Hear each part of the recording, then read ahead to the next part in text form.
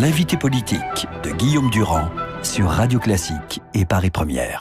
Bienvenue, l'ouvrage d'Astrid de Vilaine et Marie Labat, Philippe au premier, que voici, on en parle dans l'opinion de ce matin, et qui dit que finalement, vous allez voir comment ça tourne après 2017 si Marine Le Pen n'emporte pas cette présidentielle, vous pourriez ne pas rester au Front National. C'est vrai ces propos qui vous sont attribués en privé? Non, d'ailleurs, c'est amusant parce que c'est selon des propos privés tenus il y a plusieurs mois, rapportés à telle agence, l'AFP, je crois.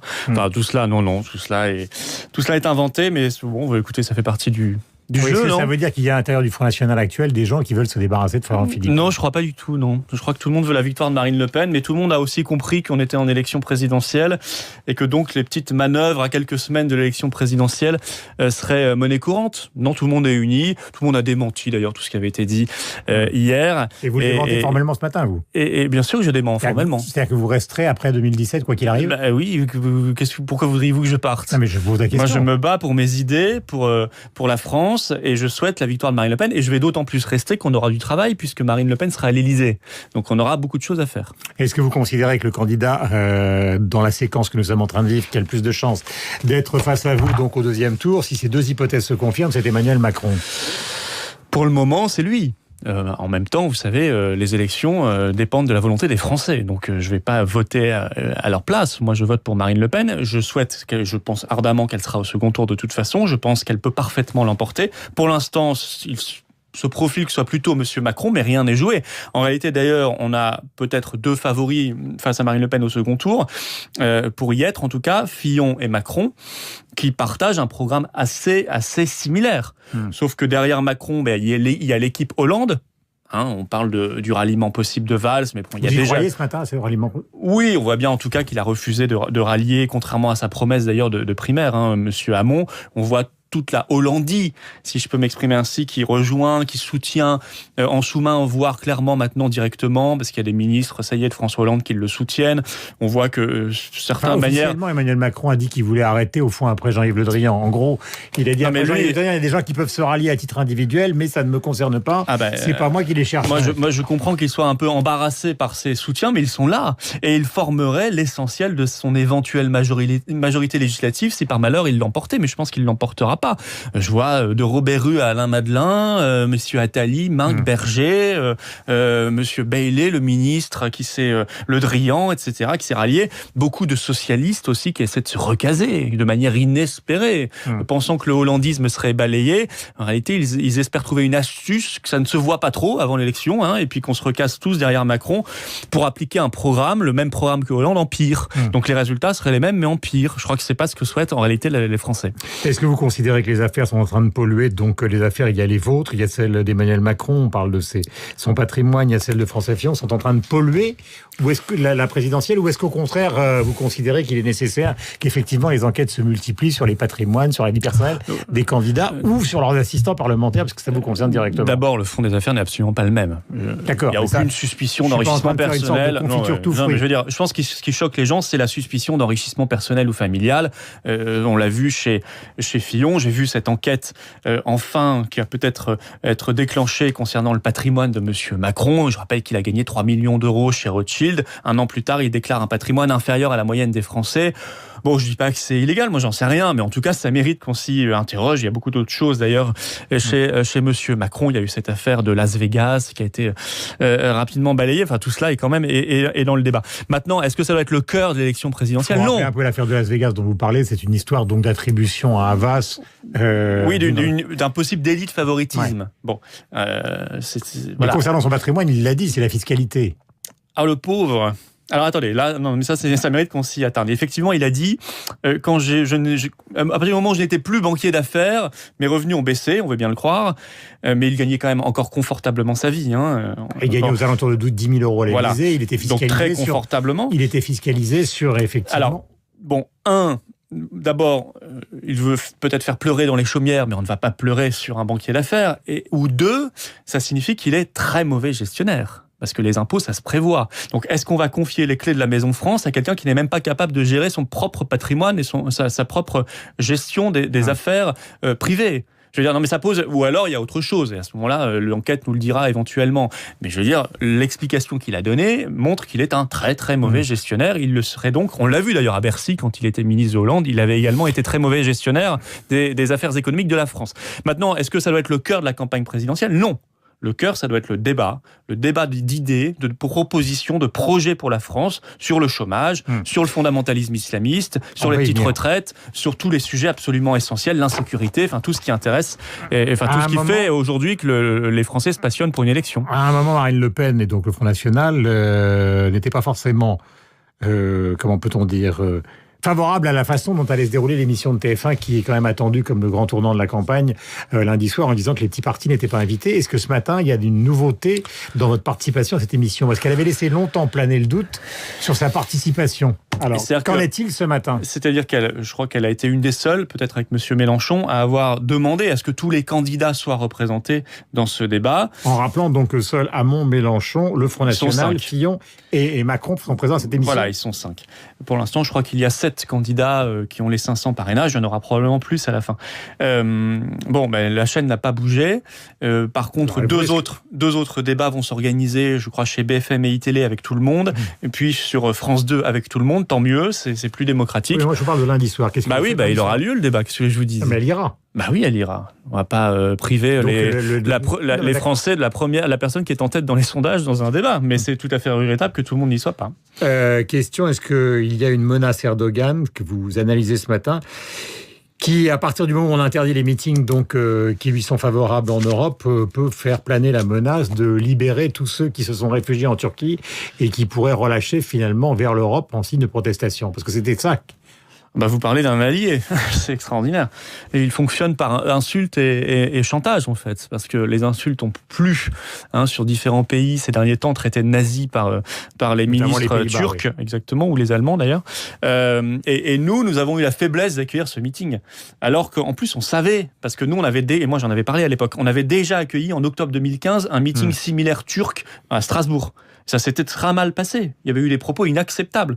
Il avait appelé les Turcs de France à rester turcs, à ne pas s'intégrer, à ne pas s'assimiler. Bon, tout cela n'est pas bon. C'est le poison de la division et du conflit. Quel est le point de droit qui permet d'interdire un meeting pareil ? Mais écoutez, le point de droit, il se trouve. On peut imaginer des possibilités de troubles à l'ordre public. Mais je veux dire, il y a au bout d'un moment, au-delà du droit, il y a un respect. Le respect nous n'avons pas l'obligation d'accueillir un officiel turc sur notre sol. C'est ce qu'ont fait les autres pays. Il est là le point de droit. Et puis le respect qu'on doit à la France et aux Français. On n'est pas la serpillière de l'Europe, quoi. Et ça, je crois que ça a été très mal vécu par les Français. Ça montre que les gouvernements français sont faibles. Et ils sont systématiquement faibles par rapport à la Turquie. Ça fait quand même plusieurs gouvernements qu'on ne clôture pas la procédure d'adhésion de la Turquie à l'Union européenne. Ça n'a pas été fait sous Sarkozy-Fillon, ça n'a pas été fait sous Hollande et Macron, enfin tous ceux qui ont été ministres de Hollande. On a continué d'ouvrir des chapitres de négociation d'adhésion de la Turquie à l'Union européenne. On est faible vis-à-vis de ce pays. On est très très faible. La rencontre sur la citoyenneté qui était celle de Marine Le Pen donc hier, avec revenir sur le droit du sol et le regroupement familial. Est-ce que vous avez l'impression que ce sont deux mesures qui sont attendues par les Français et qui sont, disent les opposants au Front National, totalement contraires à la tradition française? Non, il n'y a pas de tradition française du regroupement familial ou quoi que ce soit. Non, je crois que c'est très attendu, c'est très utile, surtout très, très indispensable. Nous sommes, de toute façon, la situation migratoire actuelle n'est comparable à aucune autre période dans l'histoire de la France, en tout cas moderne et contemporaine. Les flots d'immigration sont absolument massifs, inconnus jusqu'ici, et nous n'avons plus de frontières en plus à cause de l'Union européenne, à cause de Schengen. Donc il faut prendre ces mesures-là, il faut également rétablir nos frontières nationales, et il faut que la France fasse ce travail d'assimilation, mais elle ne peut le faire. Et il est possible, on a tous de magnifiques exemples autour de nous, mais il n'est possible que si les flux d'immigration cessent d'être absolument massifs comme aujourd'hui, et comme ils le sont depuis une vingtaine d'années. Qui n'ont aucun rapport en nombre avec ceux qu'ont connu les Allemands, par exemple. Oui, je sais que Madame Merkel a accueilli 1,5 million de migrants en 2 ans. Très loin, c'est quelques dizaines de milliers. Je vois d'ailleurs que Fillon et Macron se rivalisent comme de jolis cœurs pour justement obtenir les faveurs de Dame Merkel et de savoir qui sera le plus grand chouchou de cette dame. Écoutez, nous, ça n'est pas notre ambition de lui donc plaire. C'est immigration zéro, vous? Non, c'est pas immigration zéro, mais notre ambition n'est pas de lui plaire. Nous estimons que 1,5 million de migrants en 2 ans, c'est absolument irresponsable. C'est pas notre cas. Et que ça se passe mal d'ailleurs en Allemagne. D'accord, mais mais ce n'est pas notre cas. Donc vous, quelle est exactement la position ? Mais ça n'est pas notre cas. Déjà, nous accueillons beaucoup. Et puis, ça n'est pas notre cas. C'est pas un chiffre. Mais ça revient. On les a, les chiffres. L'immigration légale est supérieure à 200 000 entrées par an. Le nombre de migrants, c'est plusieurs dizaines de milliers qui ont été acceptés. Et puis, vous négligez un paramètre important. Donc, je vous pose la question, quel est le chiffre voulu par le Front National ? Je vous réponds juste après, mais nous n'avons plus de frontières. Donc, les 1,5 million de migrants de Mme Merkel arrivés en Allemagne, mais au bout de 3 mois, peuvent venir librement en France. C'est probablement d'ailleurs ce qu'ils ont largement commencé de faire. Donc en réalité, on ne sait même pas combien il y en a en France. Je vois qu'on s'occupe des migrants, mais pas des SDF. Vous voyez, ça, ce sont des choses qui choquent les Français. Quel est le chiffre du Front National, souhaitez-vous ? Nous souhaitons, en matière d'immigration clandestine, 0, parce qu'il n'y a pas de raison d'accepter une immigration illégale, et en matière d'immigration légale, un solde de 10 000 par an. Ce qui permettra notamment à des étudiants étrangers de venir en France, étudier en France, faire rayonner notre pays et notre langue. Fillon, par exemple, souhaite que ce soit un débat qui a eu à l'Assemblée nationale et que chaque année, on voit à la hausse ou à la baisse justement le chiffre de l'immigration en France. Est-ce que c'est un peu une méthode qui serait à la hauteur ? Qui va décider ? Ce sera la politique du gouvernement.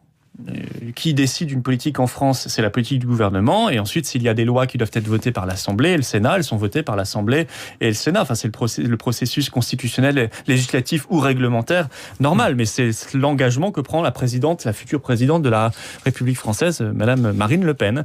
Quant au quota d'immigration, on nous a déjà fait le coup. Je me souviens d'un Nicolas Sarkozy qui promettait à peu près la même chose en 2007. En réalité, dans le contexte actuel d'ouverture totale des frontières, où c'est même le juge européen qui décide. Vous avez vu qu'aujourd'hui, le juge de l'Union européenne décide de savoir si on peut mettre le voile islamique dans une entreprise ou pas. On n'a pas à dépendre comme ça d'un juge supranational. Ça, c'est un choix de société. Nous, on souhaite mettre d'ailleurs la laïcité dans le Code du travail. Vous voyez, comme ça réglera le problème. C'est le vôtre, justement ?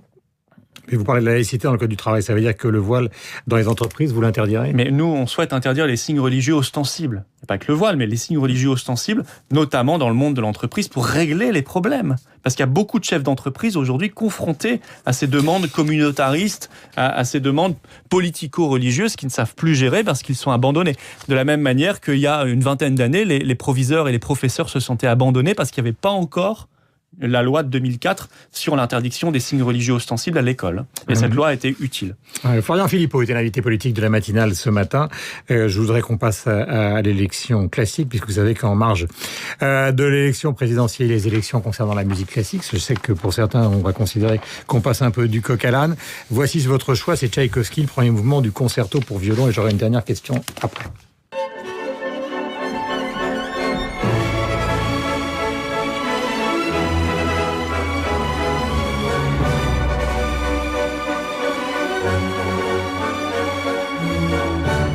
Voilà ce Tchaïkovski, premier mouvement du concerto pour violon.